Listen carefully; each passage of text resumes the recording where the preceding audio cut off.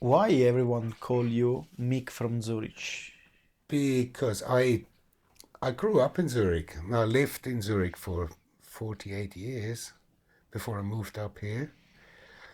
And I think the name started when I was a guest artist at Into You in London. Because when I first picked my name, there was like a lot of people called me Mickey when I was before tattooing. But then it was Mickey Sharps, the Mickey B, and a lot of Mickeys. So I didn't want to be one of the Mickeys, so I thought like Mick, that's okay, yeah. So I just cut it short. And somehow, when I worked in England, it's like that they knew where I came from. It was Mick from Zurich, so that's it That's stuck with me. Even if I don't live in Zurich anymore. They call me Mick from Zurich. that is not so far from Zurich here. No, it's an hour and a half. It's nothing. Yeah, it's like in a bigger city, I would be in the suburbs of Zurich. So, but don't tell these people from here this. They want to be something special. Yeah, so. If I think about the Switzerland culture, I never suppose that artists like you and Philip can grow in In a such. place like was yeah. I think because when I'm thinking about people from Switzerland, I think you know people with good clothes, car, Uh-huh. no punk, you know. Yeah, yeah, sure. Switzerland is a financial capital, but um, I think Philip's dad belongs to the first generation of Swiss tattoo artists because we were not near a port like the Holland, even Italy and England. They had ports, and of course a lot of places in America where tattooing had a culture already since the 20s or even earlier than that. The Swiss didn't have professional tattooers, I think, until early 70s. As far as I know, the first official shop in Switzerland is about 20 minutes from here. A guy called Digi, and he opened his first shop in 1973. But we're talking professional tattooing, yeah? Before that, you probably had to go to Holland, to Tattoo Peter, or Ole in Denmark, and or England, yeah, where there were a lot more tattooers and a lot more tattoo culture, if you want. So yeah, the Swiss started pretty late, but apart from the money, Switzerland is somehow famous for quality. So yeah, we try to make good quality tattooing, like even my generation. Yeah, so that's a young history of tattooing, but it's what it Strong. is. Yeah, there were a lot. There's a lot of very good tattoo artists even now. Yeah, so And why you decide to be a tattooer? well, I made an apprenticeship in the Zurich Opera House as a scenographic painter, and this was a great job, and I enjoyed it very much, and kind of slipped into tattooing kind of by accident and being a tattoo fan myself. And there was a point at one point where I had to decide, or it's going to be this or it's going to be that. And tattooing, of course, had the touch of adventure and being your own boss and all that. That of course appealed to me. Yeah. And from the beginning of your tattoo career, when you start going into the Japanese traditional From a tattooing? very early time, I started to be interested in the Japanese style as I was a collector myself, and I thought, like with Japanese tattoos, you can add and make it look as one. When a lot of people at that time got traditional tattooing, which was Mickey Mouse, Terminator, like a complete mishmash of stuff. When Japanese style had a straight line, that interested me. Yeah? That it's easy to add and still be one. So that is probably a main reason why I was interested in Japanese tattooing.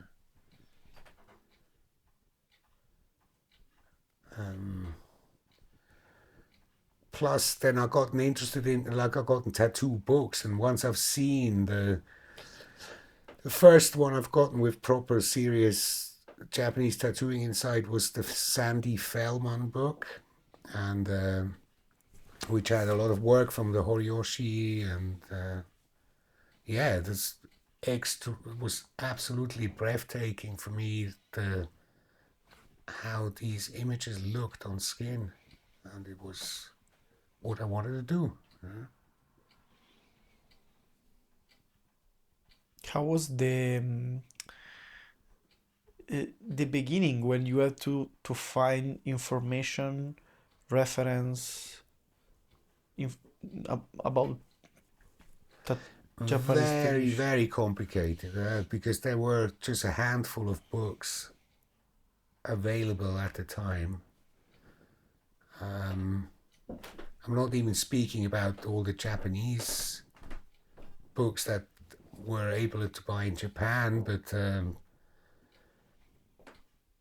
here it was very hard to get information on anything tattoo wise, and a lot of it was very traditional, and some of it even had like the, the bad touch to it, that it's, you know, like outlaws and stuff that get tattooed. So to get serious information was very, very hard. And in about 1988, I've gotten the first time I've got a hand on Ed Hardy's publication called Tattoo Time, which absolutely blew my mind. This is a year after I started tattooing on friends of mine. Yeah, and I go like, really, this is what you can really do. I was blown away by the quality that was out there even at that time. Yeah, so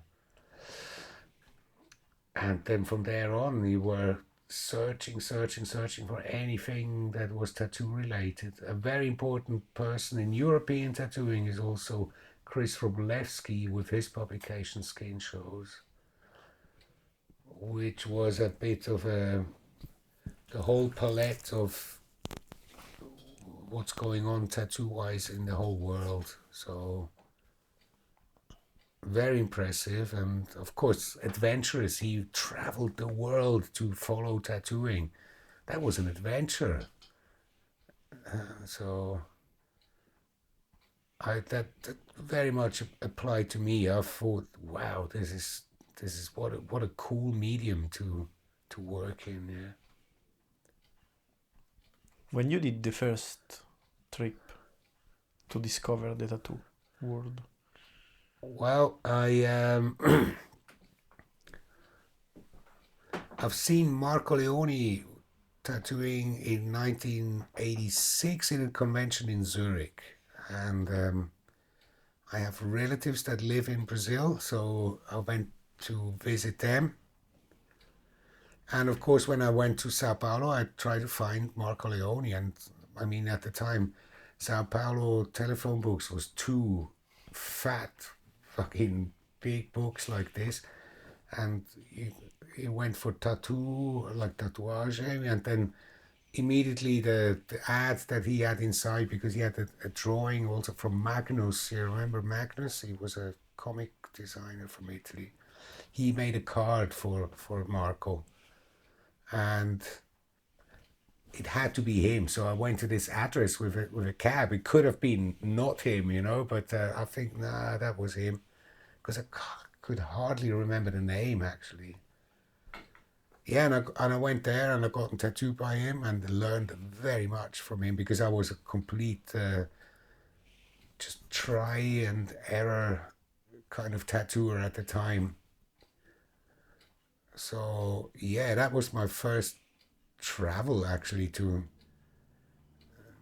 get more information about tattooing and technically getting a bit information, which in Europe was at the time very difficult because it was mostly shops run by bikers that did not want to share any information with you. So Marco was super open and one of the biggest helps I had. Yeah, him and his whole team that he had together.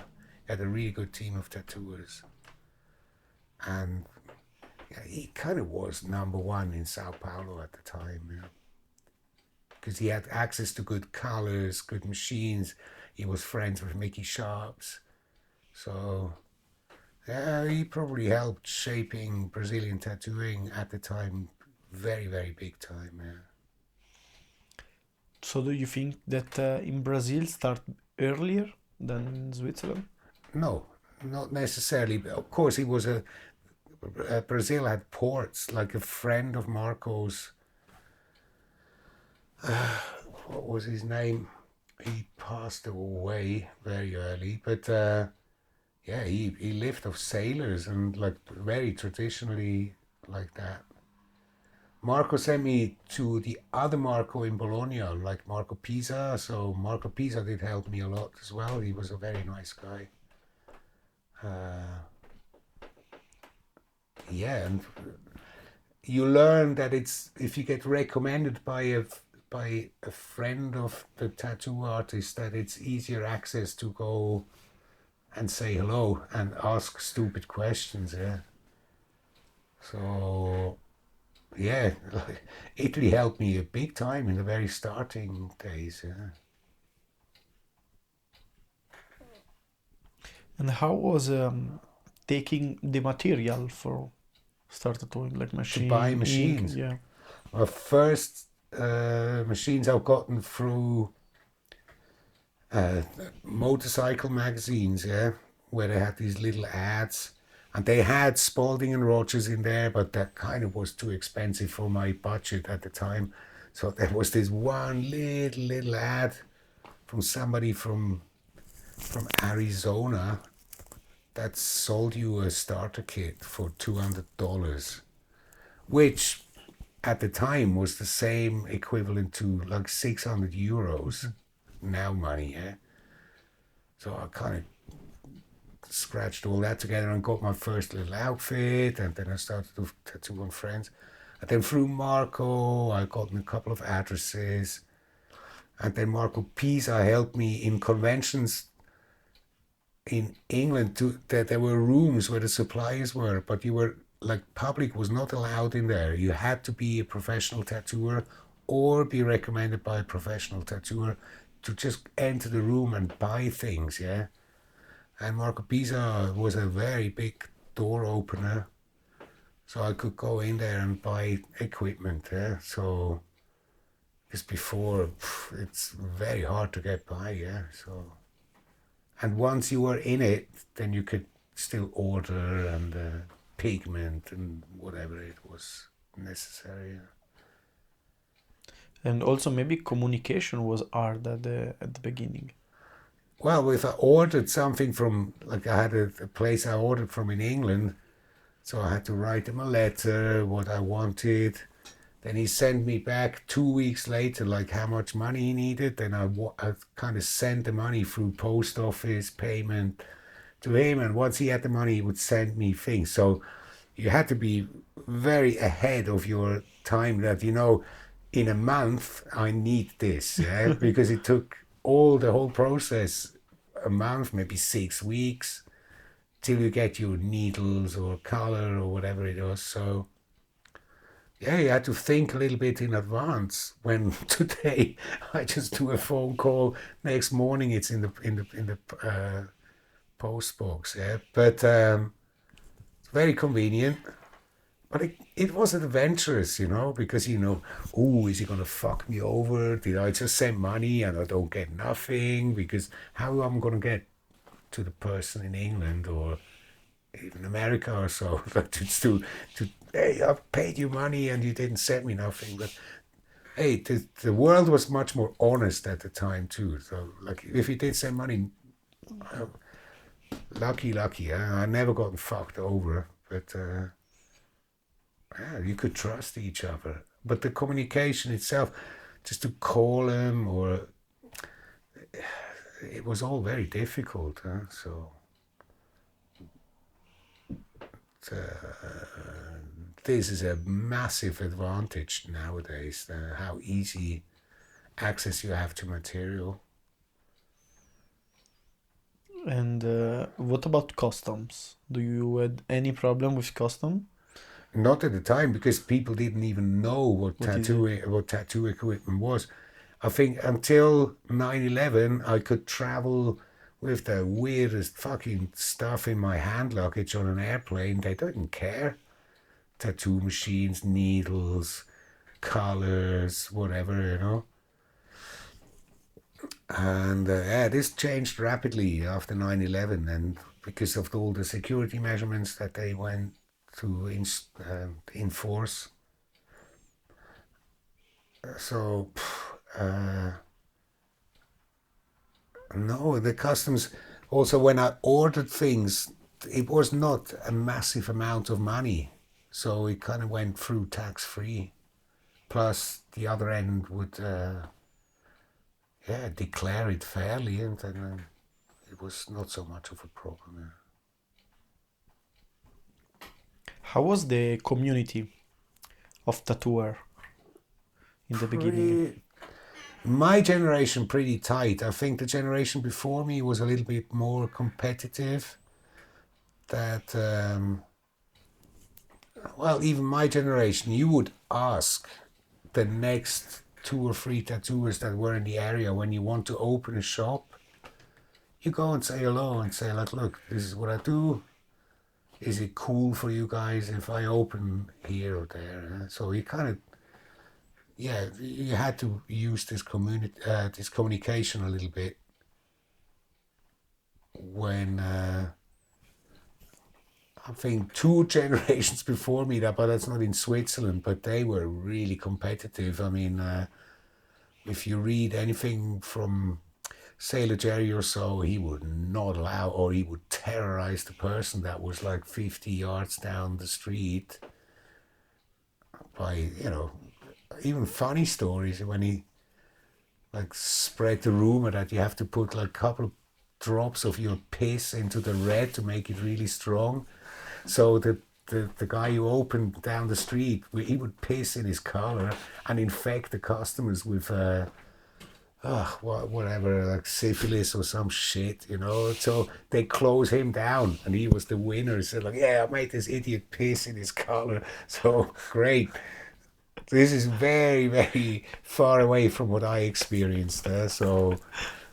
But yeah, the really old guys, they were hardcore, yeah. So they did not allow competition much. So my generation was much easier. People were open, and like I said, like Marco could have told me to fuck off, even if I came all the way from Switzerland to Brazil. He was very open, he was very helpful, and it was nice. It was a good experience and a great time and a great memory. And how start the way that you start from here to travel to Japan to learn more about the Japanese style. I was visiting Philip Liu, who was living, he for a short time he was retiring from tattooing, and he was just painting. And I had to start a back piece from him, and he just to continue work on me, or just to visit him at this, I don't really exactly remember. But I went to Ibiza to visit him, and at the same time there was a Japanese tattooer visiting him, Hori Ryu, and here, like, Hori Ryu was the Japanese, my first contact with real Japanese artists. And Luke Atkinson recommended me to write to Horiyoshi if I want work from him, yeah. And so I did, and they were the door openers for me to Japan. And in 1995, it was the first time I went over there. And Rio helped me get the appointments to get my arms, pretty much what's under the t-shirt is Horiyoshi, yeah? That they helped me get an appointment because I've met Horiyoshi before in Bologna conventions and asked and gotten introduced and I talked to him and I said, okay, if you come over there for 2 weeks, if can you finish an arm in 2 weeks? No problem, please come and that. And then when I was there, I had like 5 appointments, which I thought like, wow, this guy's, I knew the guy was fast. But so I got my appointments, but after the first one, he kind of looks at it and goes, this time finished, no possible. Better you come again.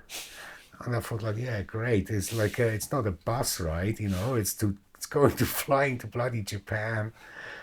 But through this, I ended up going over there then I decided to do the second arm as well, and I had 6 or 7 trips to Japan to finish my 2 arms. It's not in 2 weeks, and still it was very, very fast. But I have learned so much that way, and I had the chance to communicate with various Japanese artists, which is a privilege because I never wanted to be part of any tattoo family for the reason that I want to learn from all of them. I know this guy I like for whatever, like he does the good background, he does the good concept, or so I wanted to keep my options open. Once you settle with one group, that's it. It's not well received if you go and see other people not from the family. So and I really was so hungry to learn, yeah, and I wanted to know all different aspects. What is his point of view? What is this guy's point of view? And then I'd rather be the crazy gaijin person instead of like the full hype, this was too much for me, like I like to visit that culture very much and I have major respect for it, but thank God I'm not born there, like this is a hard life. I understand. It was there.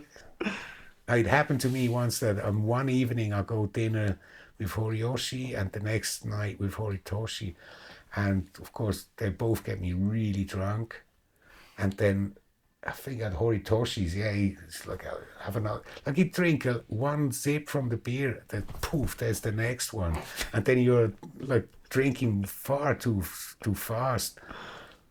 So I accidentally called Horitoshi Horiyoshi, and he's like, I am not Horiyoshi. And I go like, hey man, it's your fucking mistake. You got me drunk. So mistakes happen. I'm a gaijin idiot. So I got away really easy. Like it could have been not so cool, like if I was Japanese, this is not happening. Yeah. So, but we both had a good laugh and it was great in the afternoon, But it's like, oh God, it's like, how could I, hurry this, hurry that. So. They were speaking in English? Yeah, Horiyoshi was really good in English, or still is, I suppose, and Horitoshi also, but like even with hands and, gestures, you kind of like communicated. Horitoshi had quite a gang of his the young guys who worked with him, and some of them could speak pretty good English, and they would translate. And I would have friends that I take along from like Japanese people that go like, okay, now this is how to behave, and it's a lot of regulations and how do you say, like yeah, just it's a certain system, and you don't want to offend nobody. It's not my intention go over there and offend somebody. And do you think that the Japanese traditional tattooing, it's made also by that rule? It's very strong, connected with all those rules. So, I mean, today it's probably a little bit looser, but like even the concept of a tattoo is like it's a spring story. So there's never going to be a chrysanthemum in it or a snake, for example, because they are very connected with nature. And when the cherry blossom is out, the snake is still sleeping, you know. So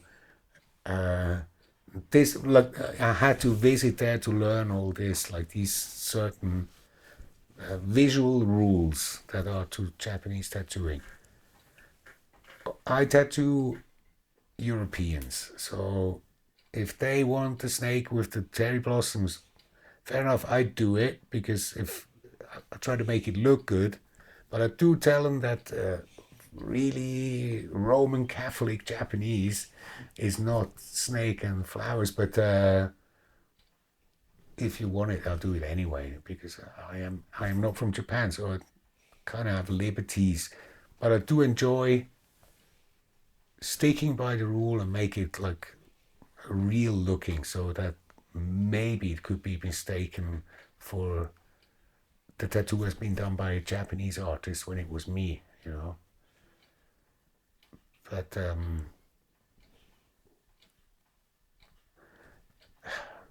we get to the topic of copy, you know. Japanese tattooing is very copy, copy, copy, copy of a copy of a copy of a copy.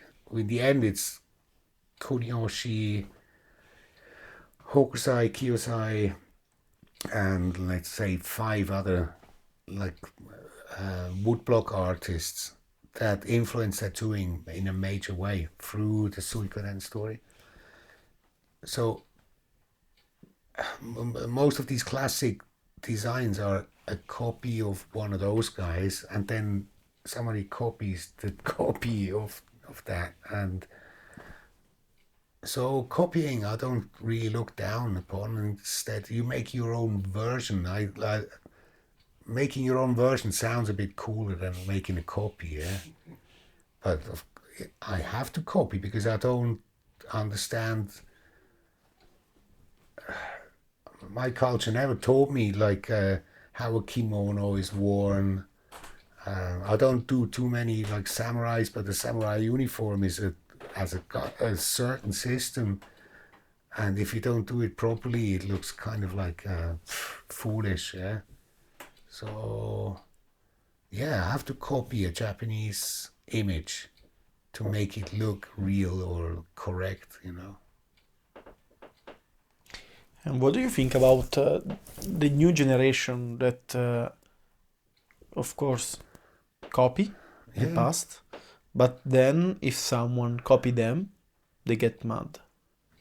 it's up to everybody, you know. I can only tell if I get copied, I feel honored.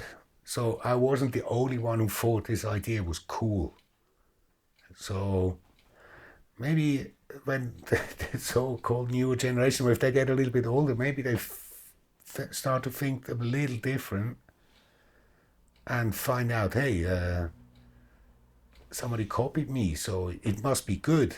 It wasn't just me and the customer that thought it was great. There was another customer and another tattooer that thought it was good. So I see it more as a compliment, as instead of being. Why should I be sour about it? Because I took it from somewhere in Japan, or at least the influence. It's not a one-on-one copy of it, but the basic idea or the basic design. I have to. I cannot learn if I don't pick up from them. And in Japanese tattooing, the apprentices, they are forced to copy their master as much as they can, and that's how Japanese tattooing works. So yeah, I don't know. It could be that young blood, you know, hot-blooded young new artists that they go, "Eh." But hey, you should be happy if they copy you. Then maybe you're setting a new style. So. And what about the story behind you and Philip that inspired the new generation of Japanese? Because I heard about it like a couple of years ago, and then just few months ago, someone gave me the possibility to meet you in person, you know? So I heard many stories about the tour, but sometimes it's hard to find, like you, that you don't have phone, you buy the phone I have a yesterday. phone. No, I have a normal phone. I Yeah, have a but landline that works for over 30 years. And people seem to forget that, you know. You can't see me on that phone, but I pick it up if I'm around, and if I call you back if I missed it.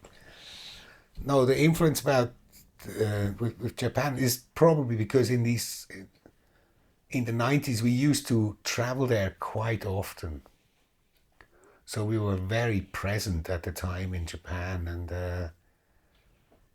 man, it was such an honor to be in a country that you completely is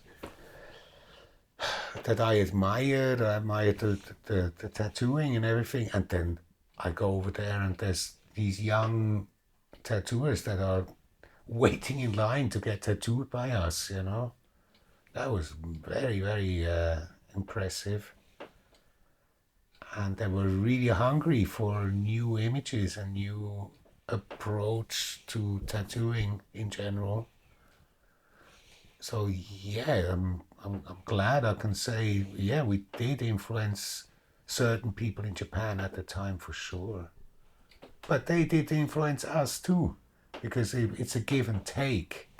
It's not only a one-way street, you know. So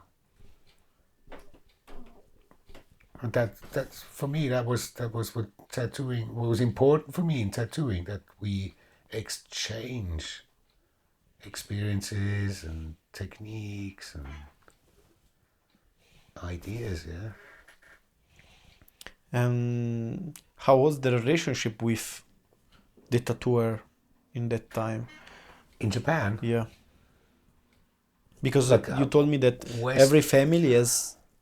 and they're very separate. Yeah, they got the politics in Japanese tattooing are very complicated. One family stays only in their circuit and they don't go exchange much. Horiyoshi was a little bit different. Horiyoshi was very early trying to communicate a little bit with the other families. For example, this Hori Ryu, that was my key to Japan, he had work from his master and from Horiyoshi. And there's two completely different families where I thought like, wow, this is possible. And to a certain point it was possible, but I didn't want to interfere from my side and step on anybody's toes by, I know you don't go to this master and talk like, oh, how cool this other master is. It's Not not possible. the best idea to do, you know, but that's common sense. So, and you need to understand these kind of concepts before you go over there and, you know, burn the bridge in worst case. Yeah. So you gotta respect that this is what they work like, and this is what their system is. So I'm not a messiah to go over there and say this is all shit. Let's all be friends. It's not realistic, you know. And how you learn it? Because you came there and you learned it a bit from each one. Well, majority is of course Horiyoshi. While I gotten tattooed by him, I had opportunities to ask him questions, and I kind of pushed the limit a little bit and I asked him whatever stupid fucking shit. He was so patient and would explain me everything, every little detail. I've got a book with all these bungee the whole book, he put little marks in it and translated for me because it's only Japanese, and like even Japanese people can't read that shit, you know. And he would say, "Oh, this stands for so and so," and when I was like, "Oh," I felt bad, you know, like I'm stealing his fucking time. But he enjoyed sharing, and I think what I liked very much about him was his openness towards the West, and that he says like more educated tattooing will be stronger, you know, and this is absolutely true. When when you really know what you're doing, you can put drive and force into it, you know. So But do you know why or what push him so much to share? maybe I cannot speak for him, huh? No, no, So, of but course, just maybe I your think that hypothesis. Ed Hardy going to America is for sure one of the biggest influences for the whole world. But that he was probably impressed with Hardy, you know, traveling the world, trying out all different tattoo history styles from Pacific tribal to Japanese to Americana to and that maybe he helped him to understand communication is very, very important. That you can only grow if you communicate. For sure. And about your style, uh, you grow it drawing alone, or always trying to share with other artists like you, growing together It and is find all of your. it, you know. It's a mix of all of it. Over the years, I made so many cool tattoo friends that it's interesting to share the work. Today you do it through the little phone, and back in the day you would send each other stacks of photos, yeah, and then you just look at the other guy's work, and I think subconsciously you get influenced by what you see, and so we helped each other grow over the years, yeah, and still everybody like I don't go into names, but like everybody, even if in a closed circuit, would make their own little speciality, their own little what you call style nowadays. Yeah. So, like I said, communication Mhm. helps growing and developing new forms or so. Yeah. So Um, After uh, your tattoo career, you started also dedicate a lot of time in paintings, drawing. it's not after. Right? It was Is the same time? during tattoo. I found the painting interesting to develop new shapes for. Mainly, I paint dragons, yeah, but it got way more liberty on canvas, of course, than on a human canvas. But yeah, it can do more experimental things on this medium.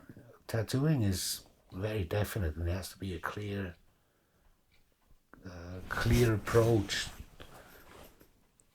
When painting is a little bit more free. Plus, painting is what I did before I tattooed. So technically, I try to remember all these things I've learned in painting and yeah, use them in the paintings that are more tattoo related. Yeah, so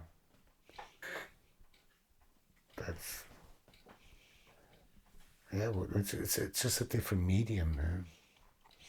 After so many years that you are starting tattooing, um, I can ask you this question because it's something that in the new generation we always talk about the technique behind Japanese that is not clean in the beginning as the new style. Yeah, like a photorealistic tattoo Yeah, looks best on the day it's done, and then it, even if it's really really well done, it kind of loses with time because the colors fade or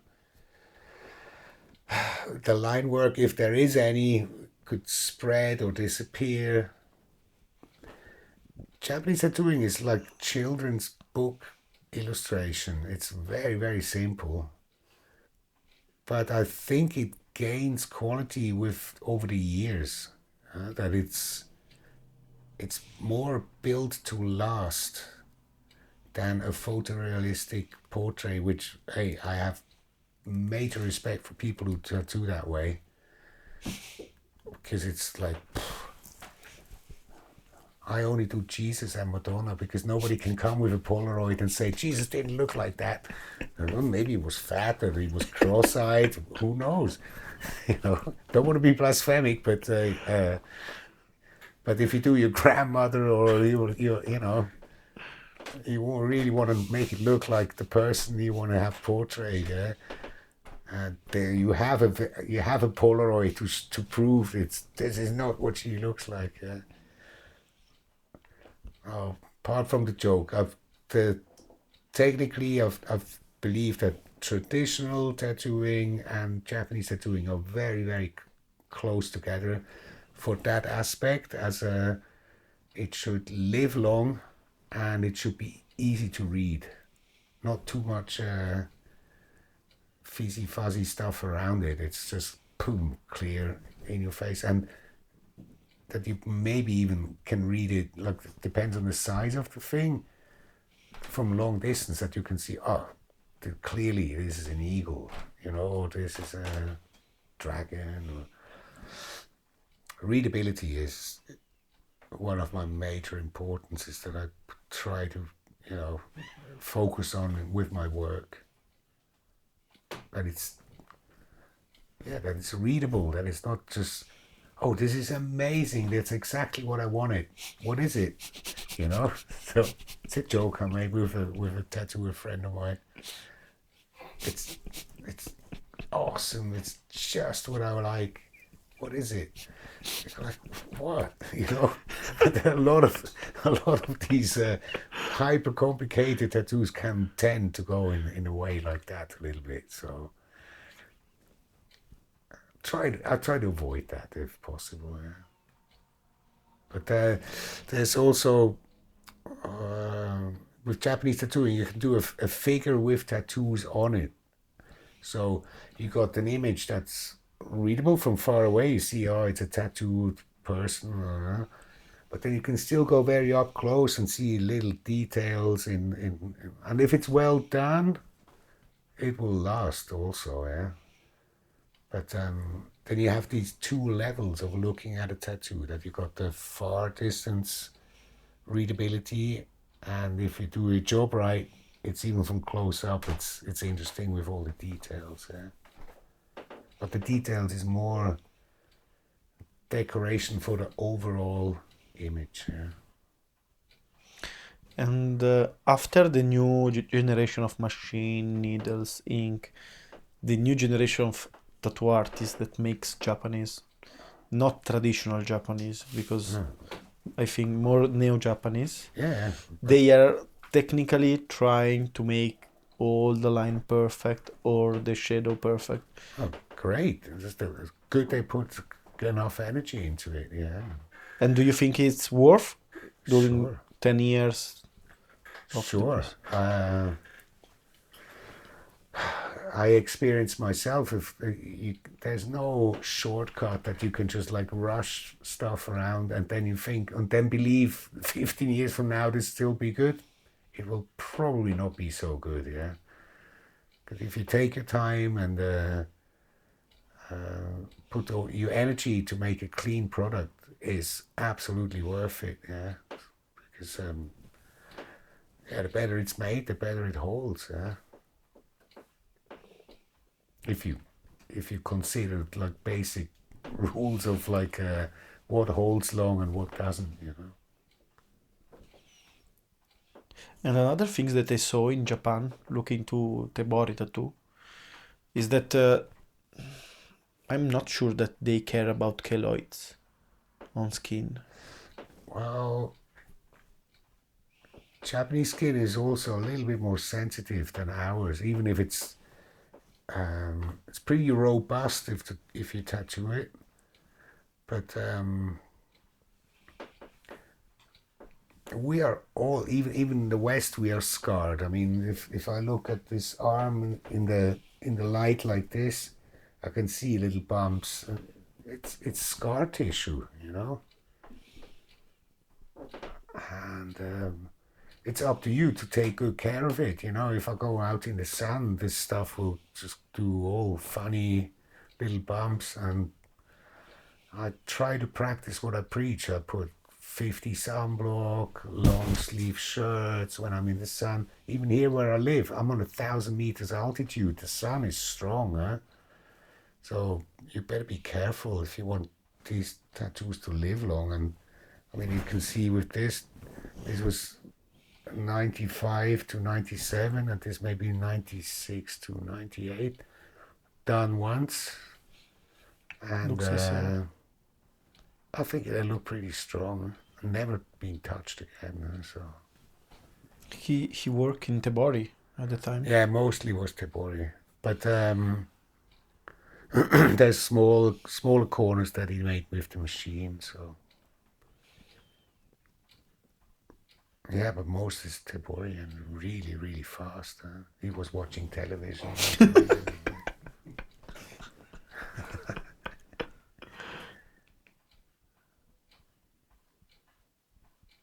And still, how, why the Japanese tattoo culture grow so much in the rest of the world, more than Japan?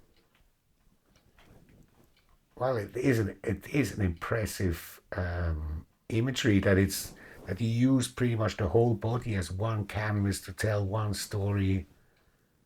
Was probably for years must have been very impressive for the rest of the world, and that it's this one concept. And I believe the Japanese tattooing was one of the first that used color, even, you know. So Japan per se is very exotic as it is, yeah. Like people who've never been there, if they hear Japan, it's like, "Oh, this is this extreme, crazy place, like another planet." But it is possible to go there, and then if you bring a tattoo home with you, that must have impressed a lot of people, and surely helped tattooing to become Japanese tattooing become popular.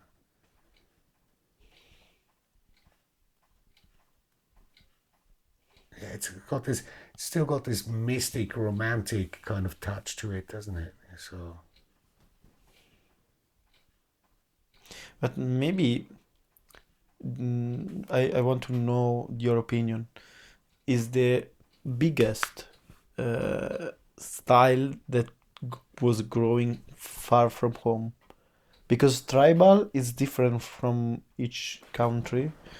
Traditional, there is American, there is some Italians, North Europe. There is different, but Japanese is quite similar in all the rest of the world. yeah, but then if you really go deep, Western Japan is different tattooing than Eastern Japan. So like the Osaka people, or Osaka side tattooing is way more black than the Tokyo side tattooing, when it was more fine gray shading. I like something in between, you know. So that's what I mean, you know. I didn't want to settle too much with this or this style. I'll try to create my own. The popularity of it, I think, has to do with like how fucking exotic it is that somebody really went over there and got tattooed, or just if you had, it was hard to get by pictures or photographs of tattooed people in the West, from Japanese tattoo people. To see that in the West was pretty rare and super exotic too. Yeah, so yeah, if it's mystical, it probably helps popularity. Yeah, I think. And when, because I think that in Japan they don't do collaboration, or maybe the new generation now, but New generation for sure, but old Japanese, no, not that I heard of.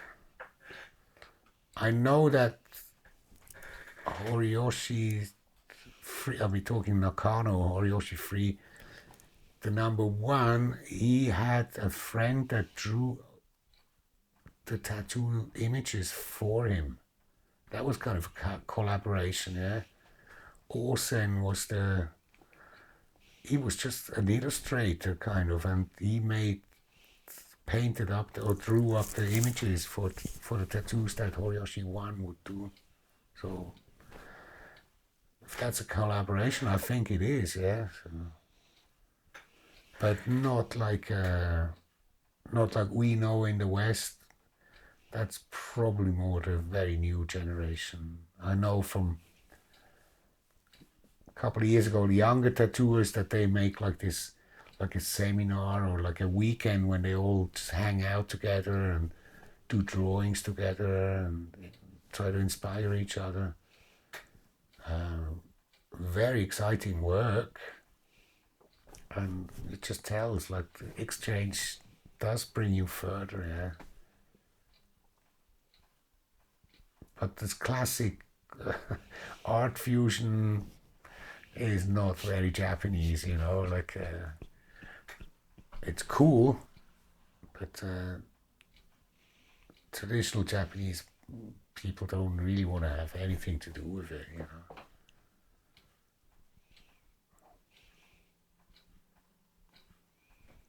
and how was your experience here in Europe, where you was working with other artists together to Well, most of the time I expansion? worked alone, but then for a while I had Ivan working with me. Uh, he lives in Brazil now. We went to art school together, and we both were doing Japanese style, and that worked really well. And we were busy all the time, even if we were in Zurich, which is a small town kind of. The people wanted to get tattooed by us like crazy. That was interesting. Well, now if you have collaboration shops, it's the realistic guy, the black work person, the mandala or the color or whatever, you know. So, and it was just the two of us in a small town like Zurich doing the same thing in the same shop, and it worked. It was cool. And yeah, like in Europe, of course, there, if you talk about collaboration in Europe, we had more collaboration going on. We kind of even pushed it with Luke Atkinson or with Philip, and Southern's not even working together, but he probably got one arm from one of us free, and then went to one of the other ones to get the second one done, and we could kind of like adapt to each other's style, that it kind of looks hard for the viewer to tell who did which arm, yeah. So that was kind of a game, yeah, to find out how clever people are, how well have they studied our work. And through this, you also learn a lot because you are adapting a little bit outside from your home, even with close friends and everything. But yeah, I am not Philip and I am not Luke, but still the three of us managed to do collaborative work that was interesting for the viewer and of course for the wearer, I hope. Yeah, so, and then of course we did also when we're two people on one project or so. But usually it's like one round, the two of us, and then they go separate. Then they go this place, then they go this place, because it is hard to manage getting two tattoo machines in one go. It's not easy, and I have big respect for these people who were sitting for this. But do you think that the technique is similar? I think so. Yeah, we look at each other and talk, and that way you can learn. Um, how you grow your technique in a world where there is no social media, no communication, if not by letters in the beginning and then with normal phone, Getting that tattooed, just getting tattoos myself from artists that I admire, like Bob Roberts or Luke, Philip, Felix, Loretta, Horiyoshi, just to name a few. Yeah, that's the moment when you can really like, what are you using here, and what is the setup, or like how much power do you put in the machine, or whatever. Technical details are more easily shared when you are in the chair, and that brought me further, I think. As, on traveling, yeah, going to see other places and see other approaches, that really helps you grow. But you have to physically go from place A to place B, when of course today you can do a video call, and fair enough, it's great. This technique is here, and it's good if people use it, as long as, if they get better, the better for everybody. Good for tattooing, good for the customers, and good for the tattooers themselves too. and when, if you remember, start the pain fighting like anesthetics because when I starting getting tattooed, the anesthetic was already into uh, this world. So I would say somewhere mid-90s or so, when I first heard that there are creams but I already had a large portion of tattooing done, when I go like, oh, if I only had this thing, it would have been much easier. But you got to be careful with this. It's not so much easier. Some of those these creams, they don't really do what they'll hold the promise. Yeah. Plus, psychologically, you sit there and go like, oh, maybe I start feeling it now. Maybe it's waking up. Maybe you're so focused on the pain, when normally, if you don't use that stuff, it's the very beginning. You think like, oh my God, this was the most stupid idea in my life. And you really want to get up and walk out of the room. But then suddenly after 10, 15 minutes, you kind of get not used to it, but you kind of like cope with it. And yeah, and I mean, when I was younger, I was doing much longer sessions. Now I think like 2 hours is enough. Because I think the endorphins in the body, they build up for about 2 hours. and then they start to fade away.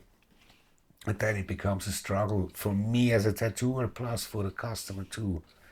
So I think, why? Just please come more often and do small portions of tattooing. This is what I learned from Horiyoshi. He did 45-minute sessions max. Just 45 minutes. Yeah, but he do about this much in 45 minutes. Yeah, and yeah, then you can go 5 days in a row, 45 minutes, 45 minutes. It's no really a big deal. But if you do 5 hours in one go, you're demolished the next day or even the same day. Yeah. So this I learned a little bit, that for the big projects, then of course it's in moderation. You want to get ahead, and what's done is done. But if somebody starts to cramp up or be very uncomfortable, I'd rather say, okay, that's it for today, and 2 weeks from now, because the great thing is the body forgets the traumatic experience. Because there would not be families with more than one child. Yeah? Most of the women go like, fuck off, I don't do a second one. The first one is bad enough. Yeah?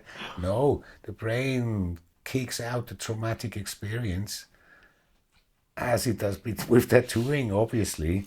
I would never be able to finish any back piece if that wasn't the case. That people come back, of course, with respect, but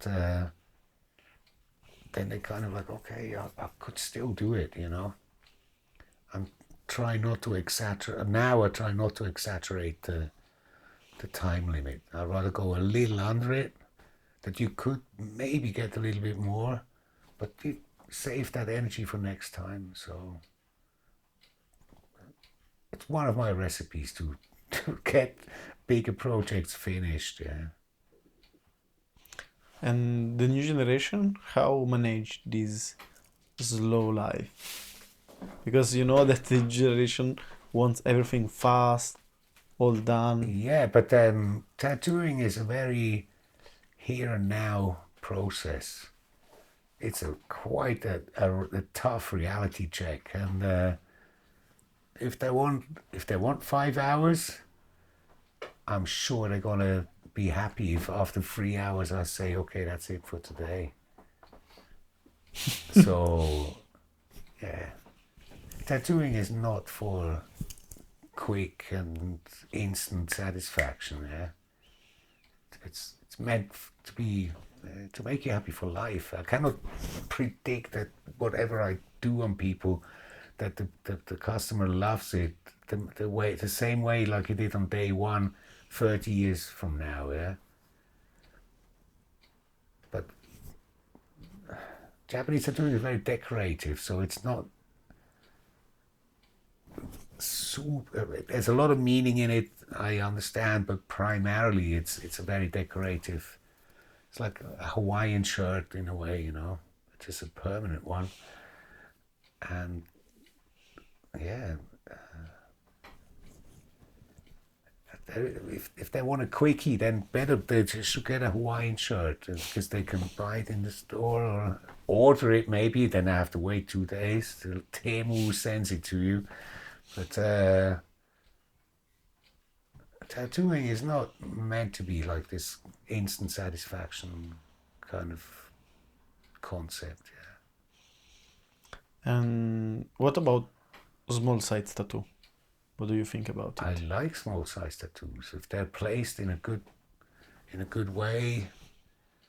It's perfect. It's as much as I like to do the big projects, I'm very happy to do tattoos that are finished in one session, under 2 hours. Wonderful. So nobody got traumatized. I didn't get really super tired, and makes me and the customer probably really happy. Yeah? I mean, I get to do smaller tattoos on many times on tattooers that have to fill up space, or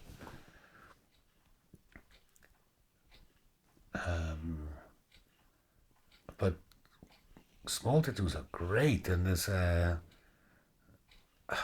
kind of a relief because a big project is like, oh my god, I've got to work on this for the next 2 years or more even. Like a bodysuit can take up to 6 years to finish, yeah, or more. Who knows? Yeah. So because real life happens also by the customer that, oh, the car broke down. Now he has no more money for tattooing. Yeah. So there's a break for a half a year, and then go back into it is not easy. Yeah. So I recommend that if you do bigger projects, try to go a little bit regular, like every 2 3 weeks. Like I said, small portions, but and then you get one day you get it done. But too long breaks in between takes your kick out of like really you're not so eager anymore to get tattooed. What do you think about iPad? iPad, Yeah, it's iPad. an extremely good tool, especially for artists like Philip that do a lot of like print work, and he did a knife recently which is really beautiful, where I understand that him drawing on the iPad helps to produce t-shirt designs, posters, or like I said, like three-dimensional objects, because in the end it has to be like drilled in with like a laser cutter or whatever, a drill, and they have the digital format of the design which he cleans up to the max. I don't really do too much of these things, so for me the paperwork is okay. It's yeah, absolutely understand people using it, and that it's a helpful tool. But for me personally, I'm so used to use my method of tracing paper and photocopy machine. That's a high tech I get, you know. But well, yeah, like I don't have to buy a chainsaw if only every 2 years I have to cut down a tree, you know. Then I lend one from somebody. But yeah, the iPad is of course an extremely useful tool for tattooing, as you can bend and shape, and the possibilities are enormous, and I totally understand that. But for me personally, it's not something that I really want to dive into. So yeah, I will go probably without an iPad. Uh, but as I said, if you t-shirt design, um, product making, it's absolutely helpful, and because you lose from my style of drawing, put it in a scanner, and then just to digitalize everything, it's way more complicated when it's already digitalized on the iPad. So that's how I understand it, and yeah, I'm sure it's a good tool, but I can't feel warm with it, you know.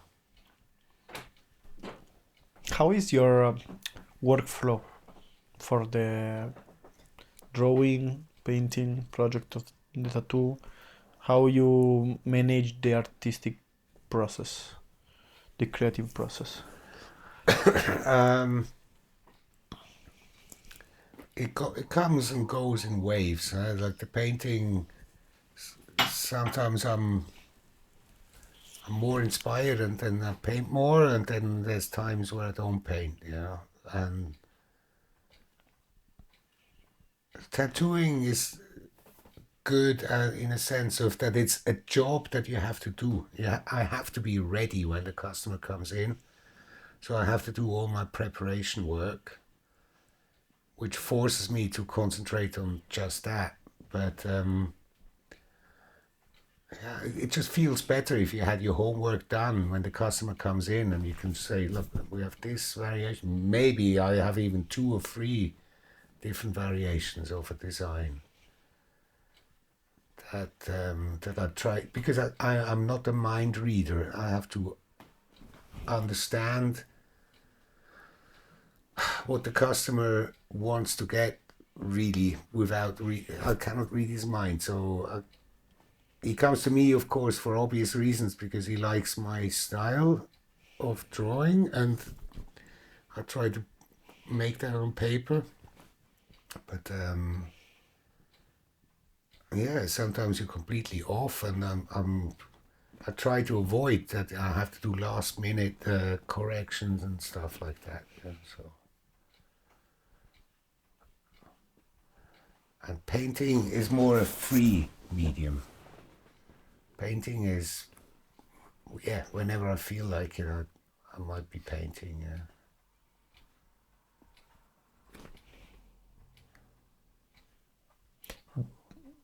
Which one is the subject that you prefer in that style?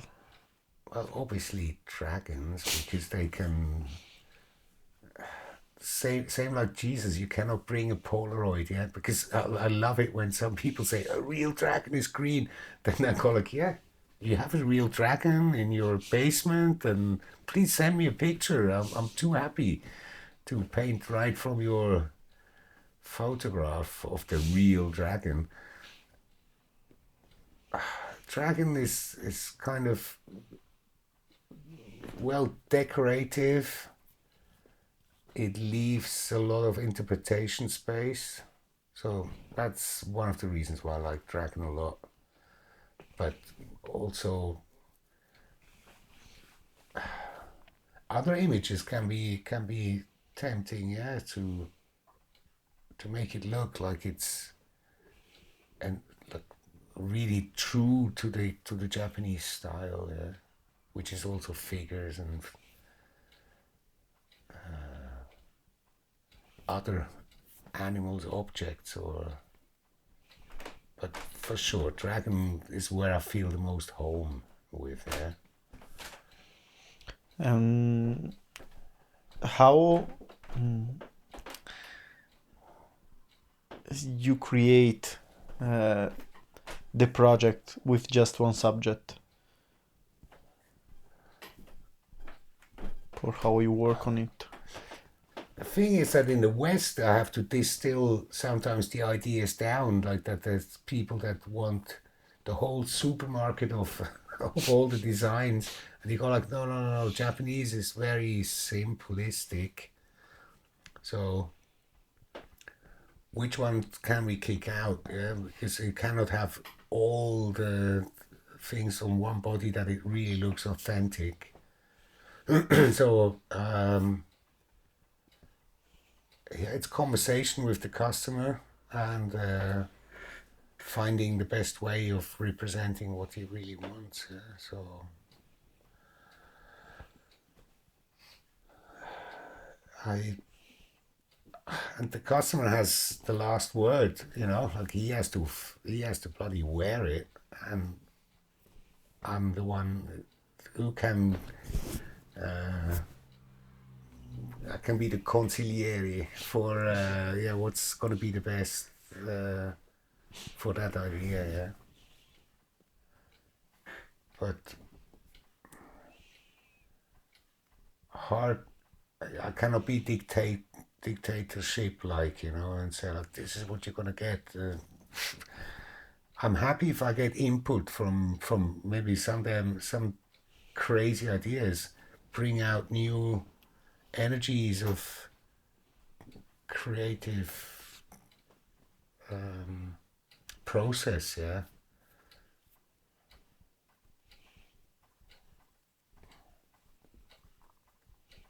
yeah. That's just, I cannot be too locked down to. I only do dragons. No, you know. I like a variety a little bit. Yeah. Um, do you ever made any bodysuit? full bodysuit, Yeah. only me? Yeah. Yes, but not so many, because it is a very, very long process, and it needs good dedication from the customer side. Plus, he needs to be financially set up to stay on it. Like I said before, that bigger projects recommend that you can come regular and not every half a year.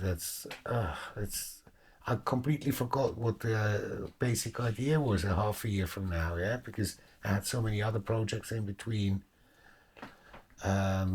To keep that consistency is also important. I get the consistency from the customer, how often he can come and continue the work, yeah. So it keeps it fresh.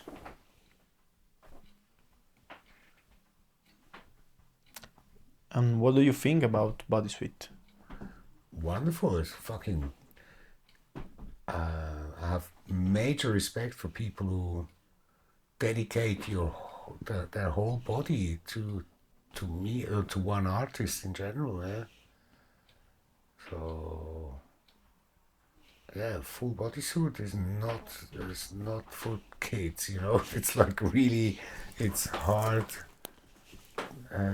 dedication and very hard work from your part to as a customer to finish it, really, you know, because sometimes you really have enough. Yeah?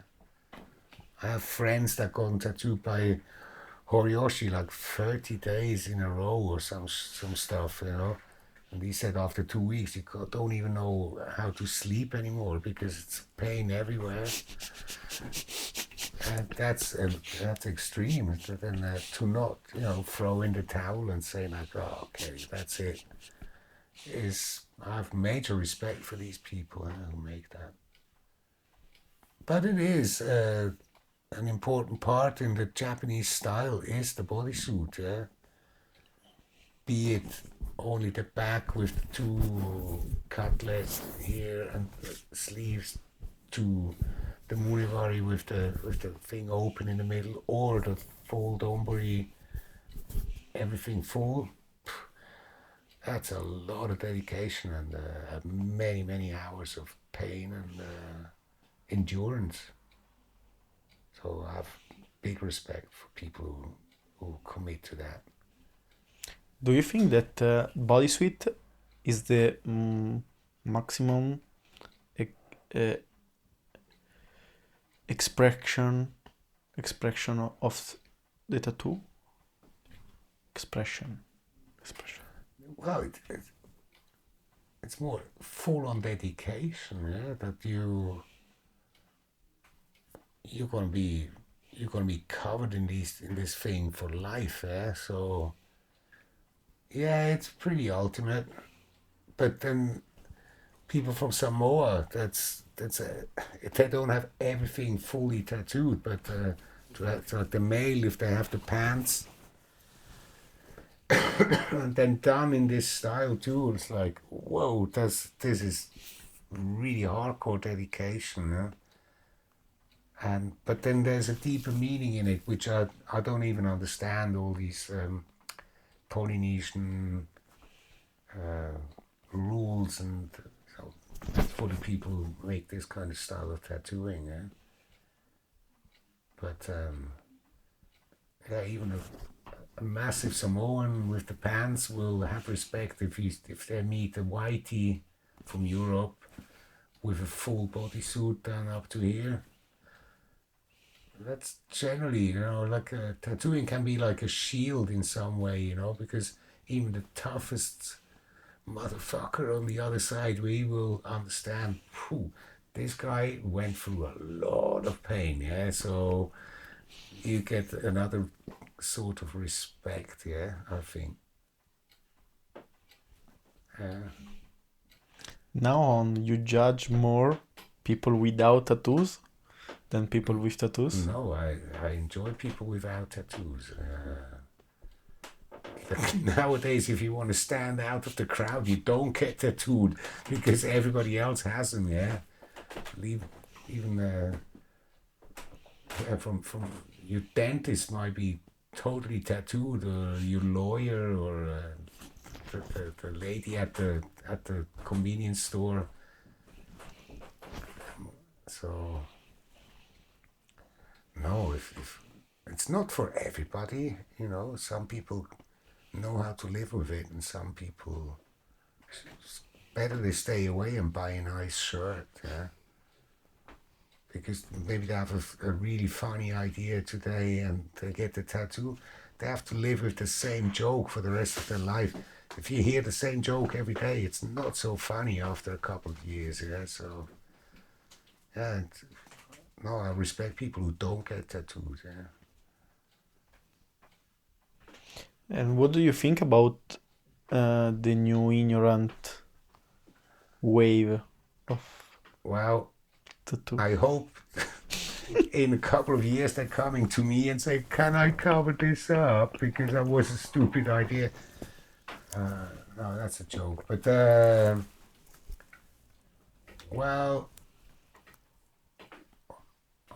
me and a lot of my friends, we worked very, very hard to make tattooing look good and have a high quality standard. Never expecting that something like this ignorant style would become popular, you know. You think maybe like 10, 20 people on the whole planet would find this funny. I don't think it's very fucking funny because it looks shit. And but everybody on his own, you know. Some people like ketchup, some people like mayonnaise. So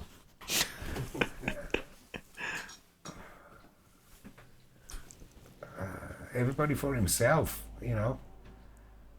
But I can expect a lot of people regretting that stupid idea of getting the most crooked, badly done tattoo. I don't think it's made to last. It's the moment that counts more, like how they made it or when they made it or so. That's important. But it's not, a tattoo is for life, yeah. So they could do it painting too. They don't need to tattoo that.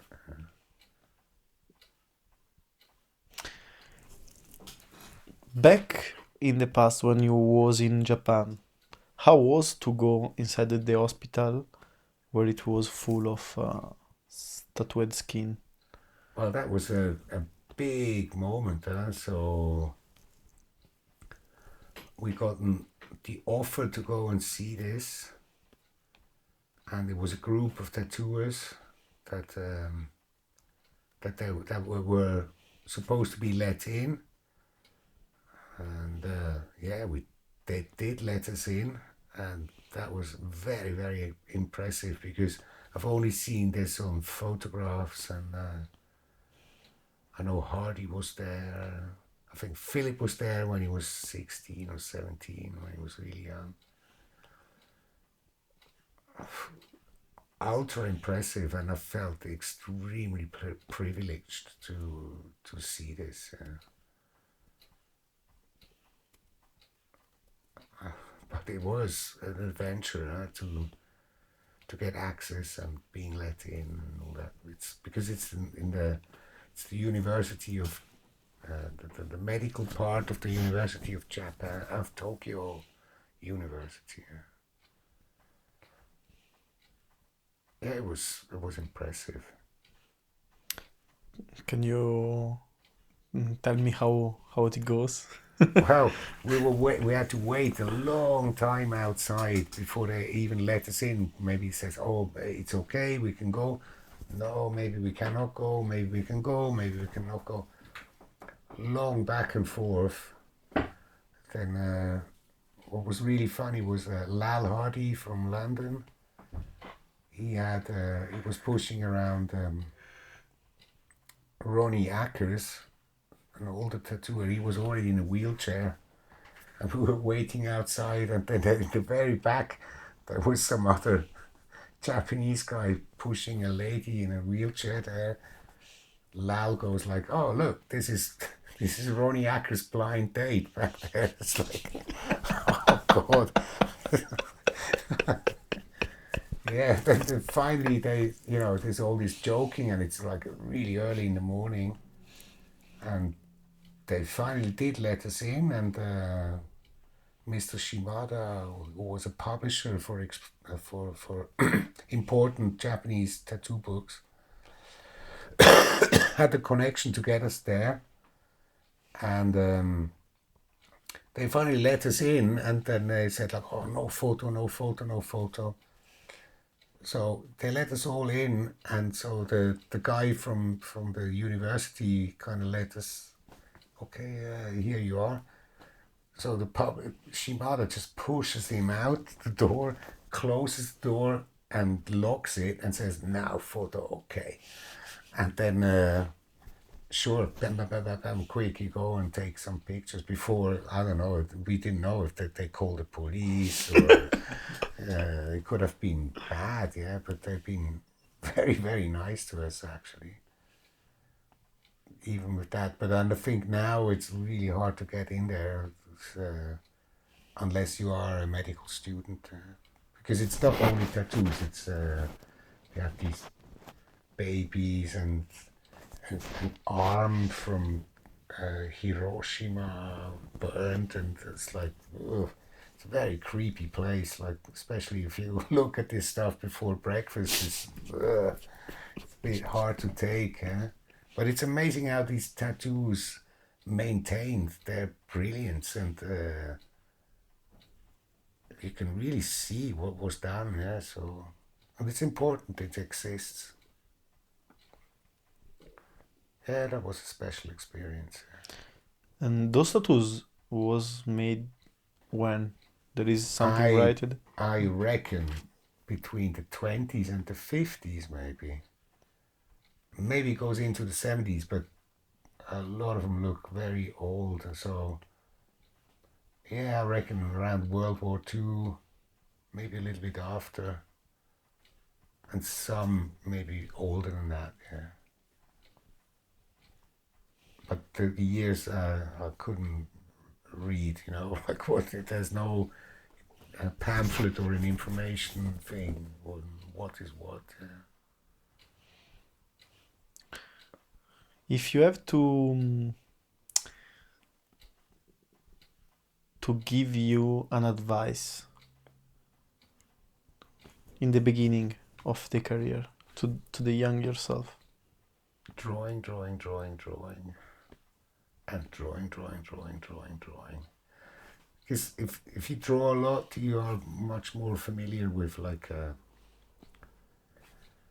or you would have an easier time using a machine, which is okay. Nowadays the machines there's such a high variety of what's available, but you better be safe with your drawing. That for sure helps. Yeah. But you can draw anything, you don't have to stick to a certain style. Just drawing a lot, I think, helps.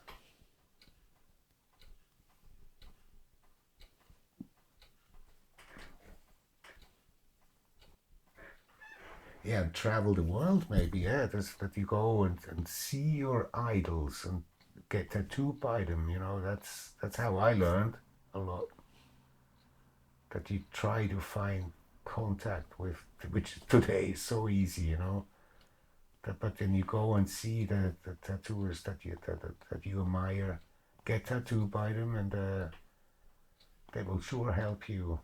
The most of the most of those guys are nice, yeah. So it's not like it used to be with the biker shops when they said, "What the fuck do you want?" That was the welcome. Like, why? Being nice is not a mistake. Now that I'm a little older, I understand that why some of these old tattooers used to be really tough, because the customers were tough people, and you had to be a little more tough than the guy that comes in that probably has a gun or whatever the fuck. Or drunken sailors, and you never know what's going on there. And if you are not bang strict, you've lost, yeah. So I understand that in their time you had to be like this a little bit more. But my generation, it was more Mr. Nice Guy, yeah. So, and people come back if you're nice, you know. Like if you're too hard, sometimes they have enough. They don't come. I don't need to see this offensive guy, yeah.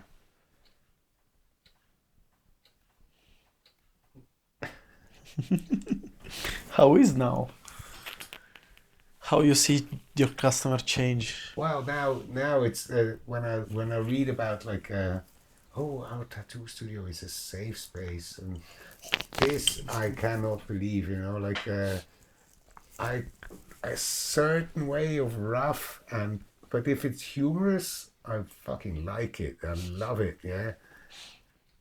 You can see on YouTube, for example, a little story that crazy Philadelphia Eddie tells about the Moskowitz brothers. They were really rough. They were in New York, 20s or until the 50s, and he asked for swallows because they had this week special, one swallow only $5, and he brings in and he only had no $2.50 per swallow, and he only had a tenner, so he gives him the $10 and waits for the change. The guy just pockets it in, and he says like, yeah, but I tip you, but can I get my change?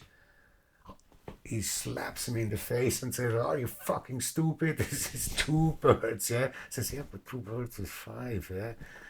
And then he puts the stencils on, and one is over the nipple, one under the nipple, and he says, "Can you adjust it?" Boom! Slaps him over the head again. Oh, and he was like this, yeah, like he gets this big guy and just slaps him over the face and tells him like, "Are you stupid? One is a female, one is a male.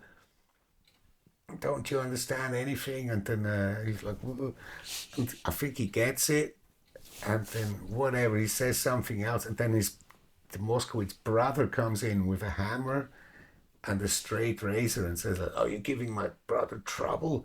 It's like, this is extreme, you know. I I wouldn't want to be in that situation. It's a wonderful story, but a safe space, I don't know. A little bit of joking should be okay, you know, like in the right measure, yeah. But it's cool to test the customer, like how far can his humor go, and good joking and humor will bring you through the process of tattooing, which is traumatic in certain aspects. Being funny is good, you know, like to make people laugh, and then they loosen up a little bit more, and it's not all so tense and scary. And tattooing is scary as it is, you know. Everybody who gets tattooed should know that.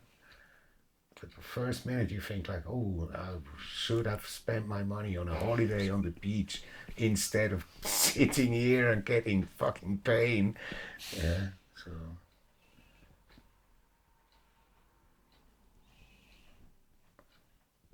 so that is, it's a little too much political correctness can overboard in certain ways, yeah. So keep the humor alive, yeah. So should be funny, but not, and a little bit offensive is funny. Just in the limit. I have a friend in America, like when ladies ask for where the toilet was in his studio, "Oh, damn, there's the toilet. Just don't shit in the sink." I'm like, really? Is that how you talk to a lady? It's like, but it was funny. I found it funny. Some people maybe not so, but he was nice with the people. He was not just offensive. Just this little boop in between. Fair enough. That's cool. It's very hard if you do this nowadays. Yeah? You Hmm. get probably blacklisted on the on the internet, and oh, that's a Me Too case or whatever. It's just words, words. Not he treated everybody really nice. So,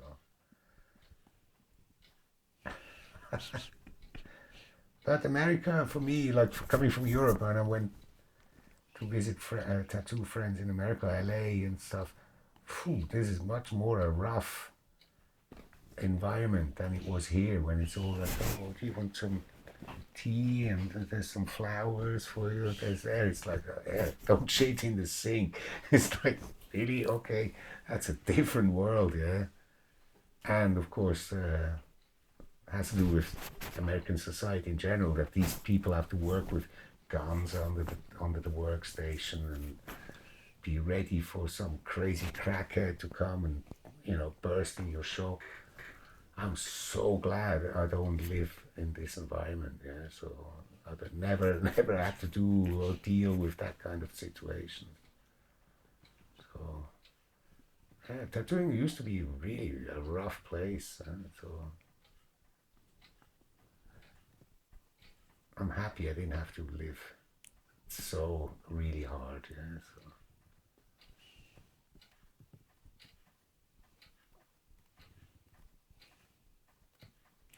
How is sometimes thinking about all the stories that you live those years?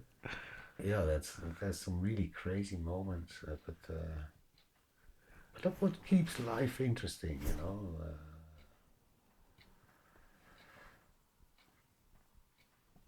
It's cool. I mean, it looks really boring from the outside. It's just making pictures, but it's the human interaction that makes the process of of tattooing or even getting tattooed makes it funny and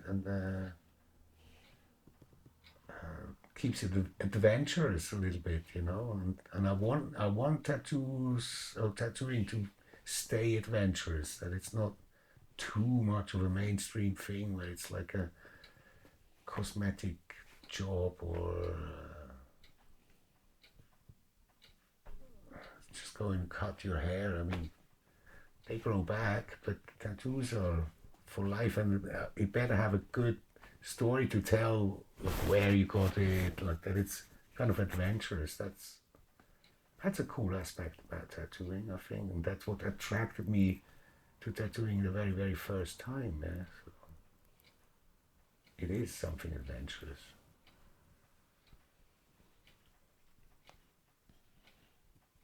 Do you miss the travel, like the? Not really. I've did my fair share in traveling, and yeah, like I said, the interaction was really inspiring every time I did travel, and now it's the airplane travel is not as much fun as it is, and for example, with the war going on, just to go to Japan, I have to sit in an airplane for like 15 hours or so because they have to go this way instead of do the shortcut over Russia, and you kind of I don't even bother. Like I said, I had a great time traveling, and I had my fair share of traveling, so I don't really miss out on doing it less. Yeah. I like where I live. I like being here and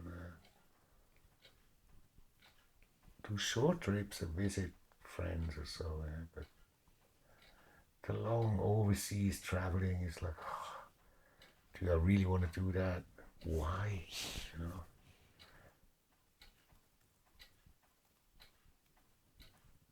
Mainly to visit friends. You know.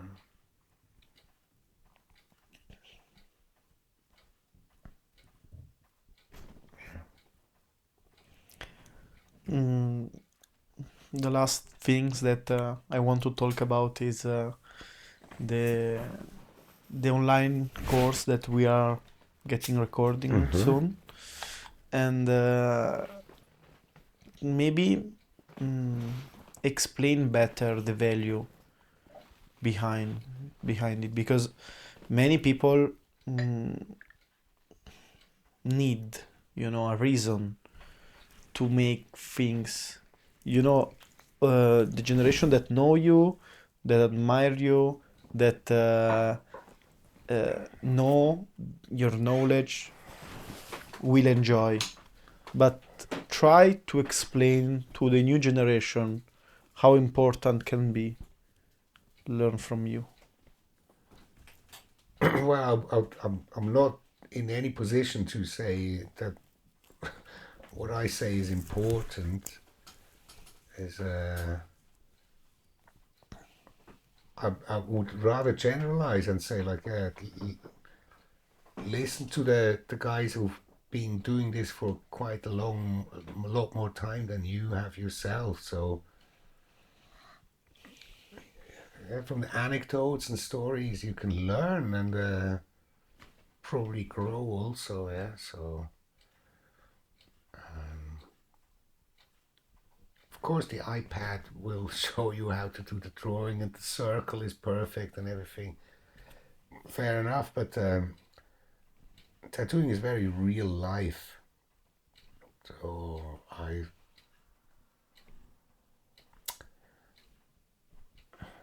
like I said before, like travel and see the people that you think are interesting. Don't have to get tattooed by them necessarily, but then at least go visit. And most people are very open nowadays, It's like it's not that they come with the hammer and the straight razor. So